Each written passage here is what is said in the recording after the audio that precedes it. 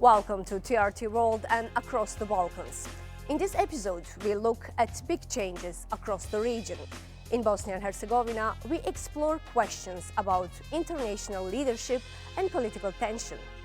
And in southern Serbia, we see how foreign influences are growing inside some of Europe's most marginalized communities. I'm Nadia Muftic, and this is Across the Balkans.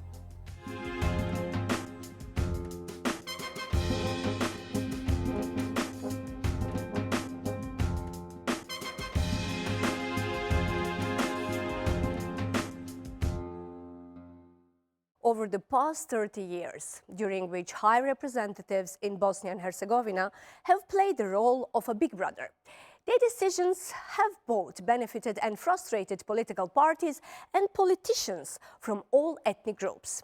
The latest decision by High Representative Christian Schmidt to resign has stirred strong reactions across Bosnia and Herzegovina. It is a premature departure from a position he held for 5 years, a tenure marked by both reforms and political deadlock. Adam Amunu explains. Let me conclude with a point I raise here on my own behalf. Under the prevailing circumstances, I took my personal decision to end my mandate as High Representative for Bosnia and Herzegovina based on the Dayton General Agreement for Peace and several United Nations Security Council's resolution. Germany's Christian Schmidt was at the UN's headquarters to present a biannual report on Bosnia and Herzegovina after years of dispute over the recognition of his nomination to the role. As the second longest-serving High Representative, he was tasked with making the country's institutions stable and functional in the aftermath of its devastating war in the 90s. But Schmidt's departure couldn't come at a more fragile time, with greater secessionist fervour from the country's Serb minority entity Republika Srpska, and just 5 months short of a presidential election. The office of the High Representative was established in the aftermath of the aggression on Bosnia and Herzegovina from 1992 to 1995. Around 100,000 people were killed and millions were displaced.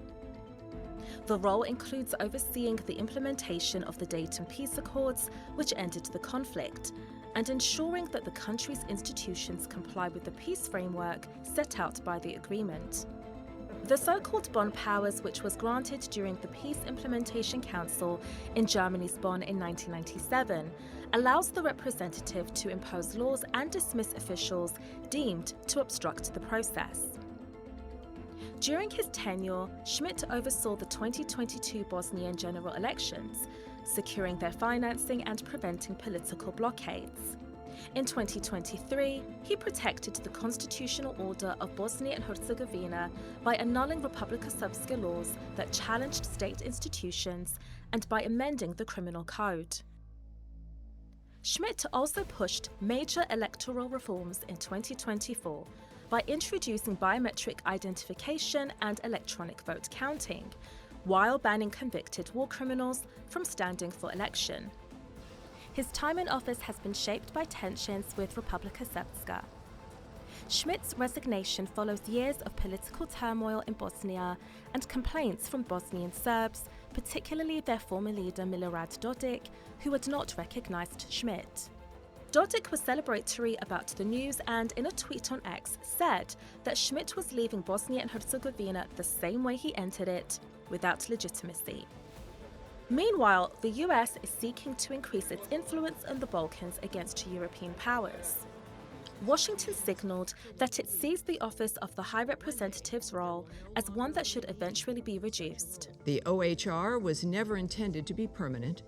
Success for a High Representative means leaving a successor with a far more limited set of responsibilities. Building on this foundation, Christian Schmidt helped establish the institutions for a sovereign Bosnia. While the mandate is not time-limited, Schmidt will remain in office until his successor is chosen. He will be remembered in Bosnia and Herzegovina, but there may not be a consensus on his legacy, as in a country that is increasingly politically fragile. Adam Amunu, Across the Balkans. To discuss how the resignation of the High Representative could affect Bosnia and Herzegovina, I will speak with Sead Turcalo, the Dean of the Faculty of the Political Sciences at the University of Sarajevo. Welcome to Across the Balkans. It's a pleasure to have you here with us. Thank you for the invitation. Schmidt's mandate is the second longest in the history of the office. It has lasted 5 years, so why now? Why made him resign?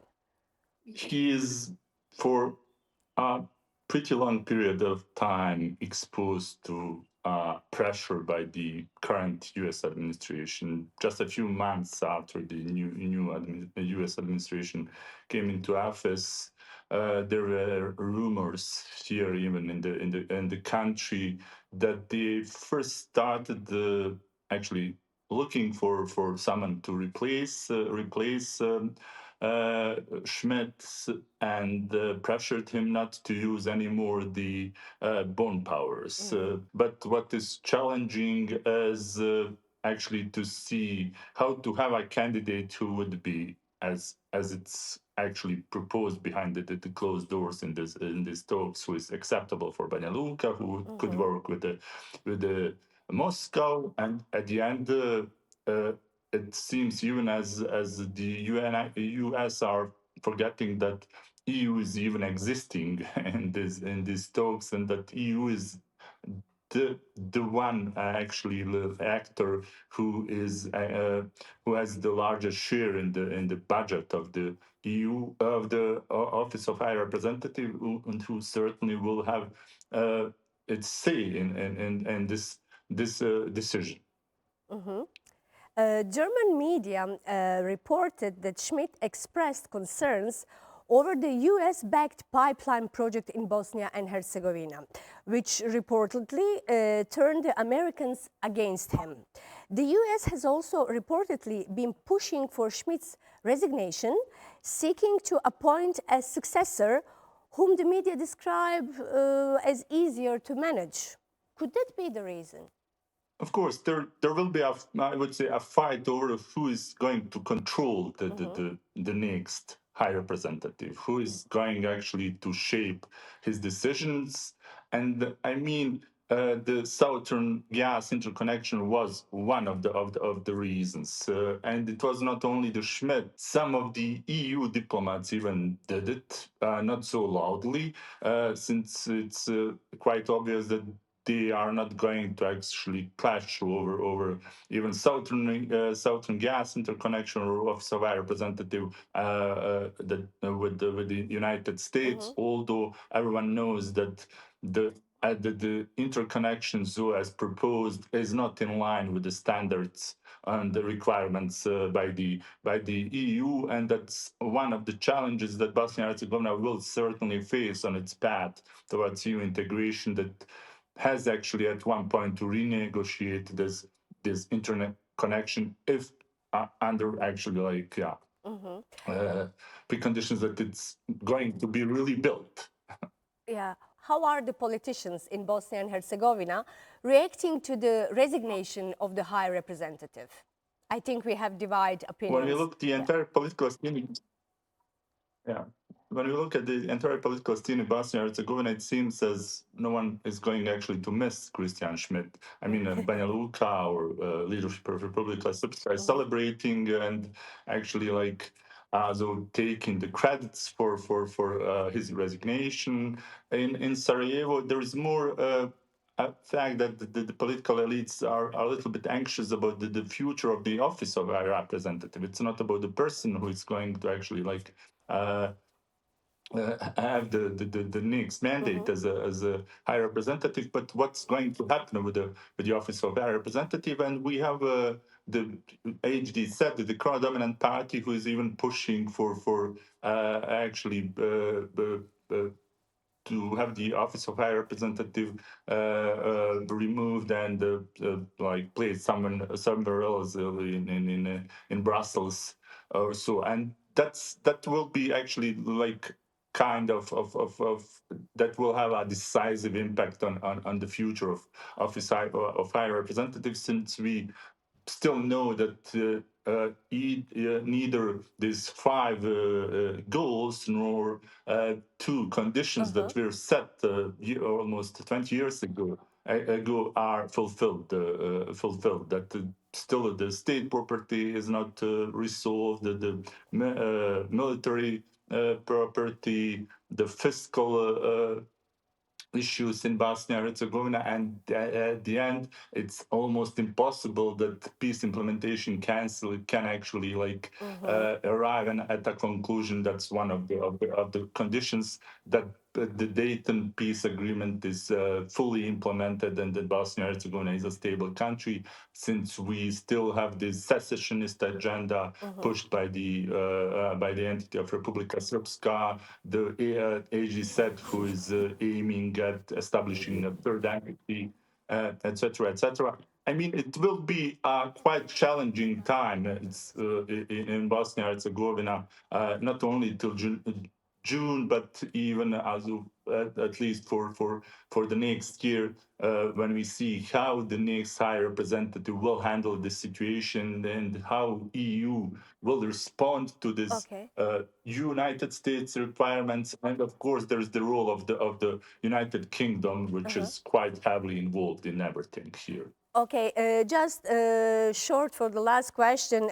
What do you think is Schmidt's biggest achievement while in the office?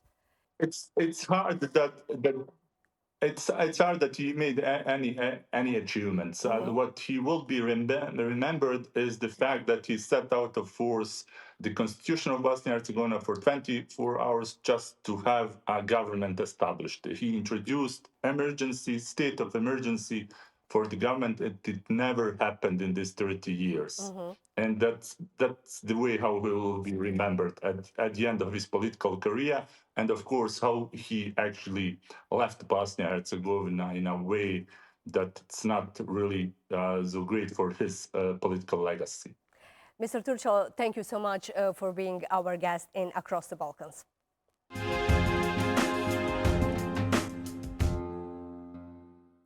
Throughout its history, Sandzak in Serbia has been a meeting point for different cultures, ideas, and people.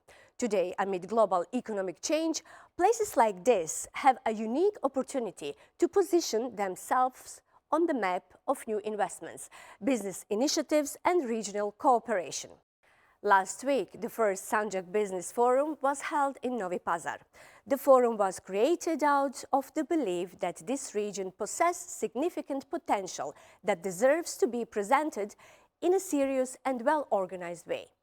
The forum is envisioned as a platform that will connect investors, companies, institutions, and entrepreneurs, while also serving as a space for open dialogue about the development opportunities of Sandzak.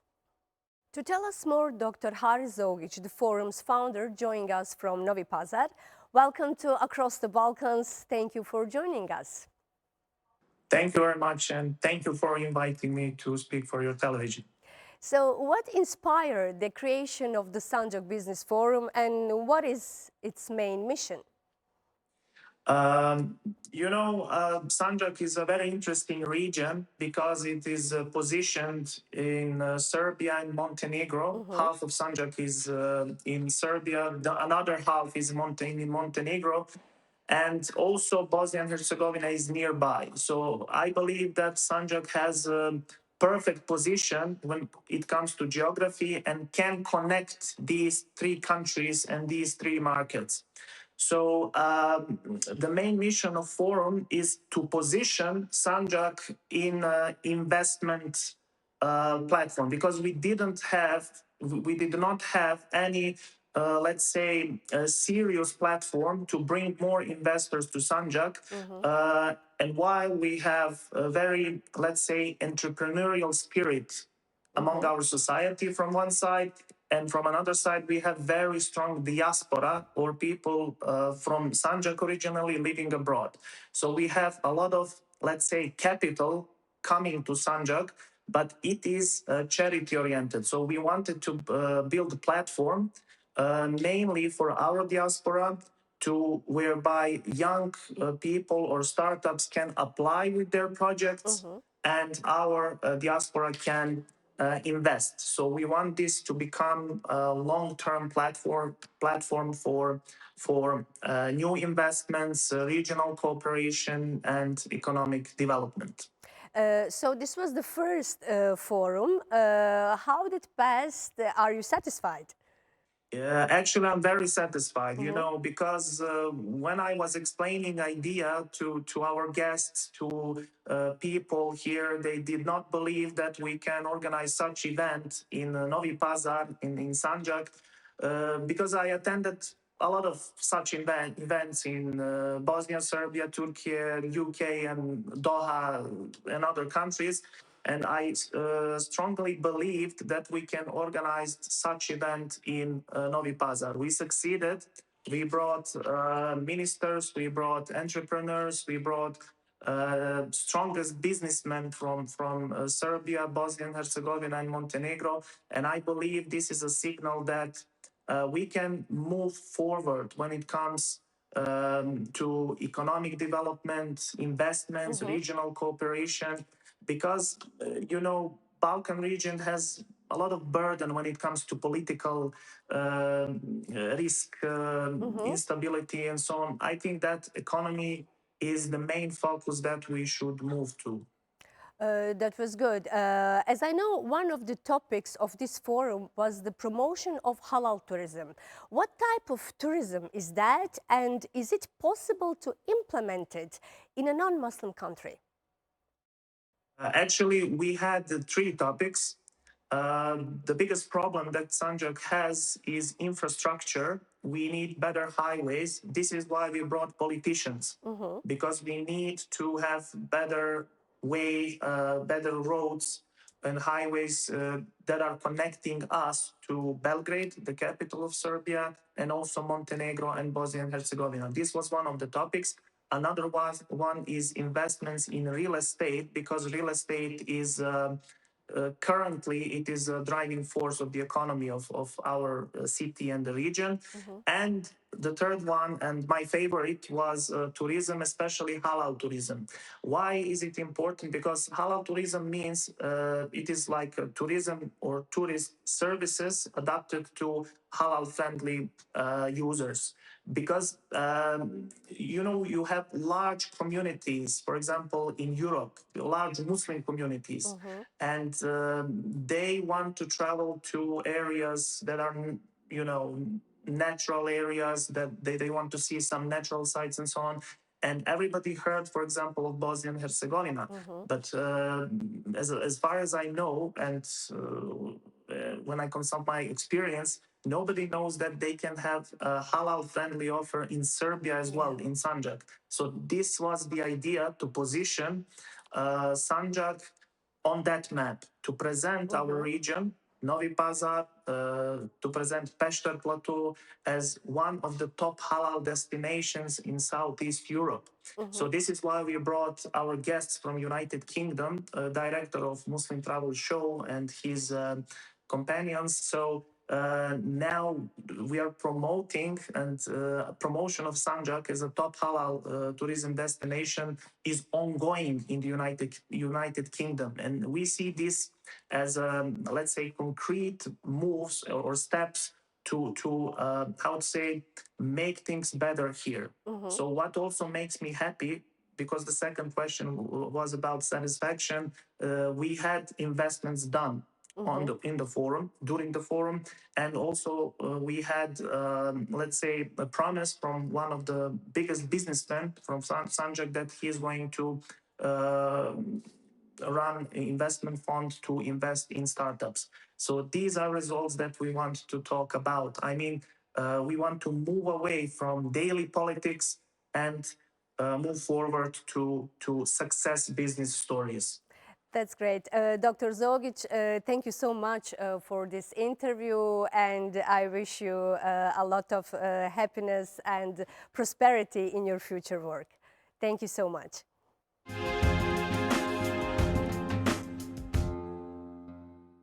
In southern Serbia, the Roma community has long been neglected by the state and traditional institution.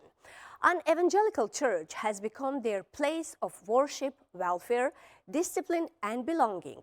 raising bigger questions about why such movements grow where poverty and exclusion are deepest. Katarina Petrovic went to Leskovac to bring us this story.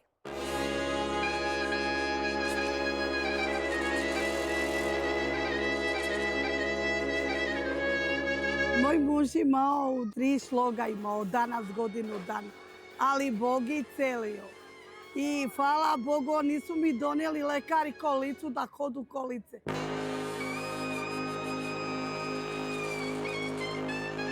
Što je sama doktorka rekla, šerife, mi ovo ne lečimo, ali Bog leči.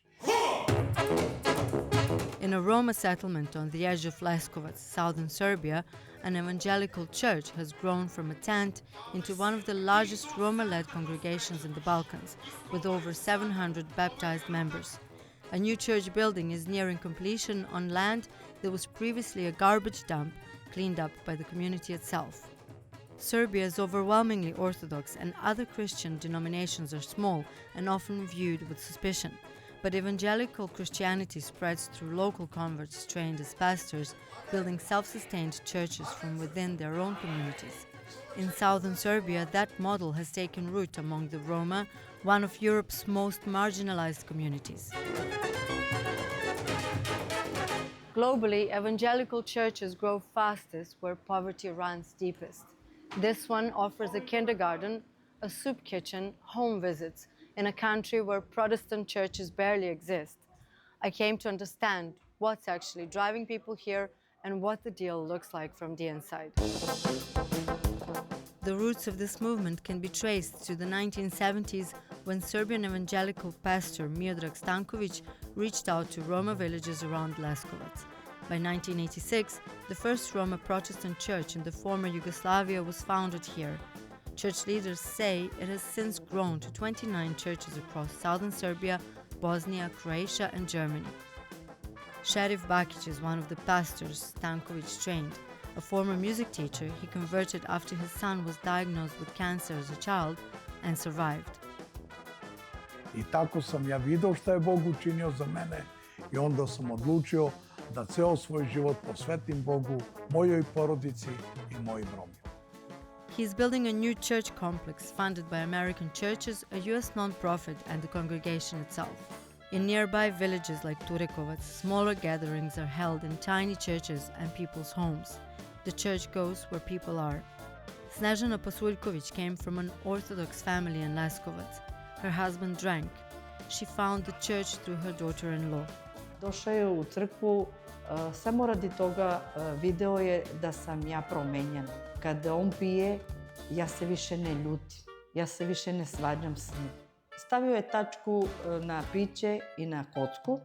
Država, mi znate, Romi smo, brinula se za nas, ali socijalno šta uzimamo? Ništa, tako reći. Nemamo ni za 10 dana. Ja kako sam ušla u crkvu, pomogla mi je crkva i finansijski, a i duhovno. A UN report found that 92% of Roma women in Serbia have experienced violence and over half are married before 18. Much of the church's daily work addresses this directly. Laura Saitovic coordinates the women's ministry and runs an NGO supporting Roma women who have survived domestic violence and advocates against early marriage. Od supruga, od svekra, od svekrve, znači haos su preživele. Ja sam ponosna što sam Romkinja, a još ponosnija što sam hrišćanka. Tako da te dve stvari su za mene jedno.